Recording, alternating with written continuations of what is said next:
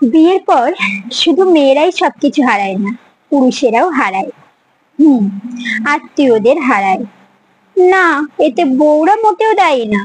যদিও সমাজ কথায় কথায় নারীদের দায়ী করতে বেশি ভালোবাসে। একজন ছেলে বিয়ের আগে 100 ভাগের 90 ভাগ থাকে জবলেস, দায়িত্বহীন।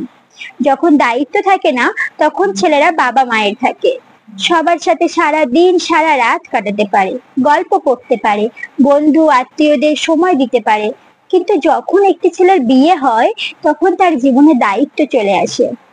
বউ বাচ্চার দায়িত্ব, সংসারের দায়িত্ব। এই দায়িত্বের মাঝে আত্মীয়দের জন্য আর সেই ফ্রি টাইম থাকে না। কেননা সকাল 10টা থেকে বিকেল 5টা অফিস করা, এরপর জ্যামের শহরে বাড়ি ফেরার যুদ্ধ, এরপর নিজের পরিবারকে একটু সময় দেওয়া, সারাদিন অপেক্ষা করা, স্ত্রীকে সময় দেওয়া, বাবার কোলে ঝাঁপিয়ে পড়বে অপেক্ষা করে থাকা সেই আদো আদো করে কথা বলা ছোট্ট সোনাটিকে বুকে টেনে নেওয়া, এগুলোতেই সারা রাত কেটে আবার সকাল হয়ে যায়। এরপর আবার অফিস, এরপর আবার সেই একই রুটিন। এর মাঝে বলতে পারেন আত্মীয় বন্ধুদের সময় দেওয়ার সময় কোথায়?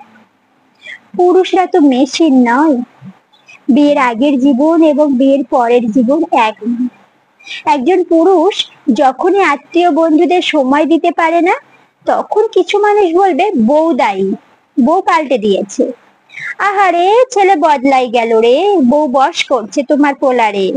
আবার কেউ বলবে বউ কবজা করছে। প্রতিটি পুরুষ তার পরিবার, বাবা মা, সবার সব রকম দায়িত্ব পালন করার পরও লক্ষ লক্ষ পুরুষ আজ বদলে গেছে শুধু বউয়ের জন্য। এসব কথা শুনতে হয়, কিন্তু বউ কখনো কাউকে বদলায় না, বদলায় তার দায়িত্ব। বিয়ের পরের দায়িত্ব এত সহজ না। বিয়ের পর মেয়েরা বছরের পর বছর বাবার বাড়ি যায় না, এতে দোষ নেই। একটি সংসার পরিচালনা করা এত সহজ না, হোক তা পুরুষ, হোক তা নারী। নমস্কার।